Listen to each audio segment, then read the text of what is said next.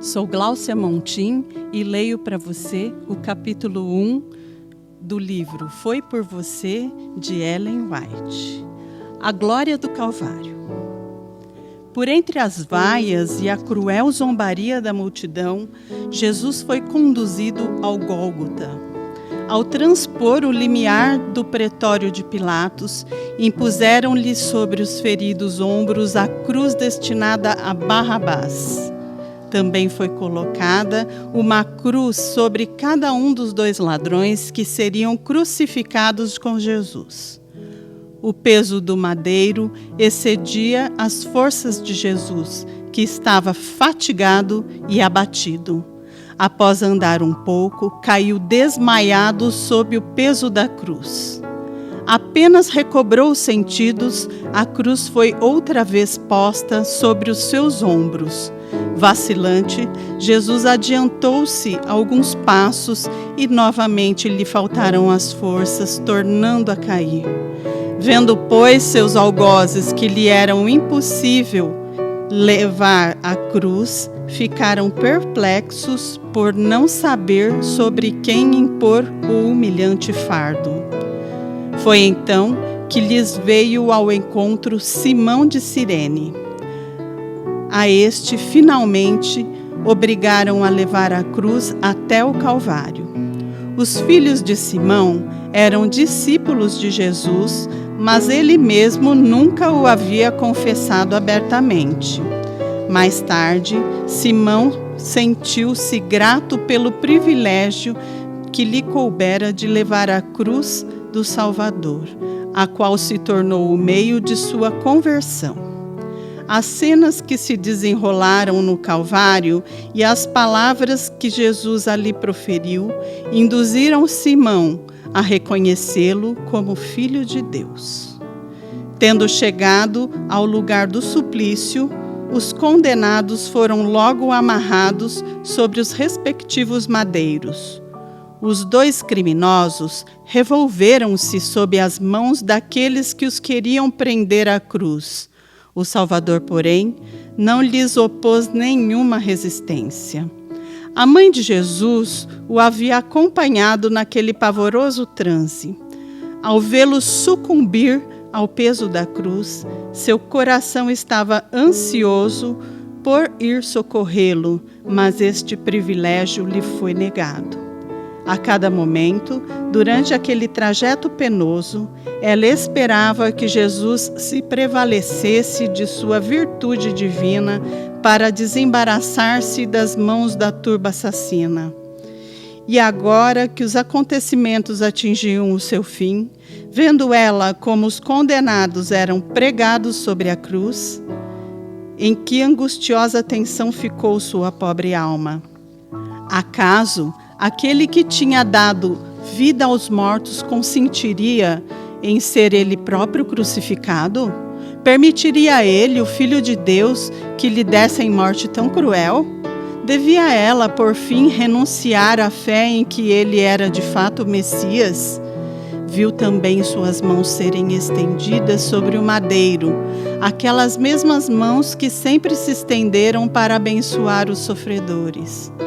Logo foram trazidos cravos e martelos, e quando aqueles começaram a penetrar nas suas delicadas carnes, os discípulos compungidos tiveram de conduzir para longe da cruel cena o corpo desmaiado da mãe de Jesus.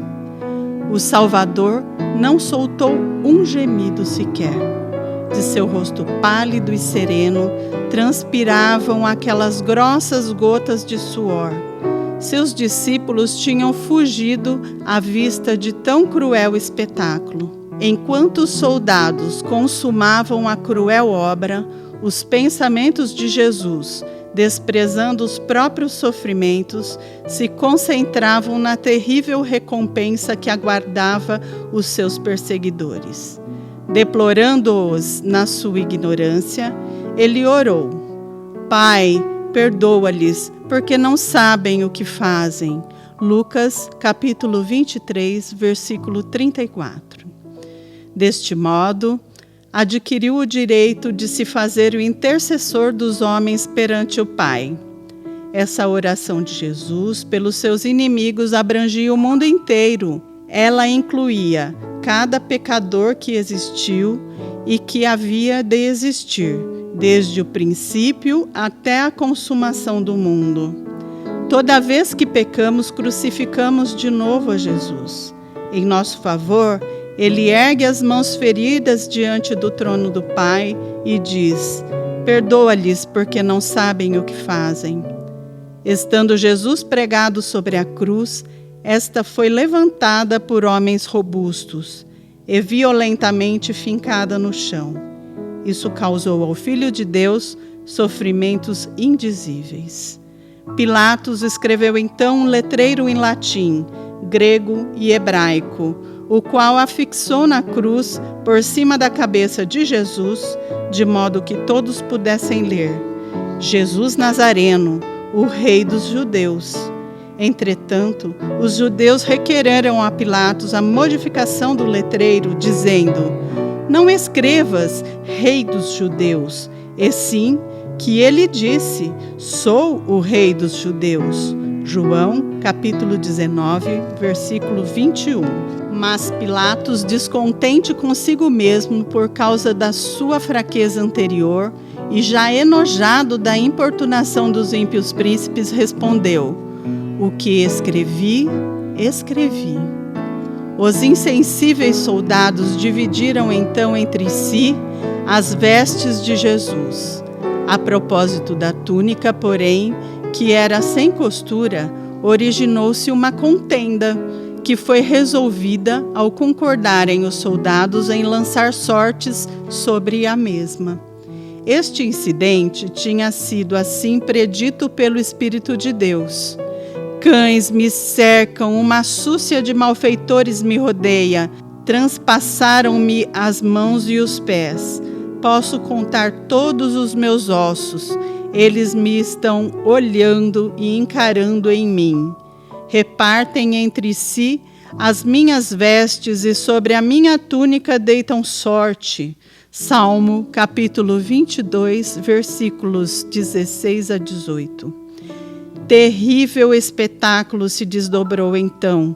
Os escribas e príncipes do povo, aliando as suas vozes às do povo, prorromperam em insultos e sarcasmos contra o Filho de Deus, dizendo: se tu és o Rei dos Judeus, salva-te a ti mesmo. Salvou os outros, a si mesmo não pode salvar-se. É Rei de Israel. Desça da cruz e creremos nele. Confiou em Deus, pois venha livrá-lo agora, se de fato lhe quer bem, porque disse: sou filho de Deus. Mateus, capítulo 27, versículos 42 e 43. Os que iam passando blasfemavam dele, meneando a cabeça e dizendo: ah, tu que destróis o santuário e em 3 dias o reedificas, salva-te a ti mesmo, descendo da cruz. Marcos, capítulo 18, versículos 29 e 30. Cristo poderia ter descido da cruz, mas se tivesse feito isso, jamais poderíamos ser salvos. Por nossa causa, ele estava disposto a morrer, mas ele foi traspassado pelas nossas transgressões e moído pelas nossas iniquidades. O castigo que nos traz a paz estava sobre ele, e pelas suas pisaduras fomos sarados. Isaías 53, versículo 5.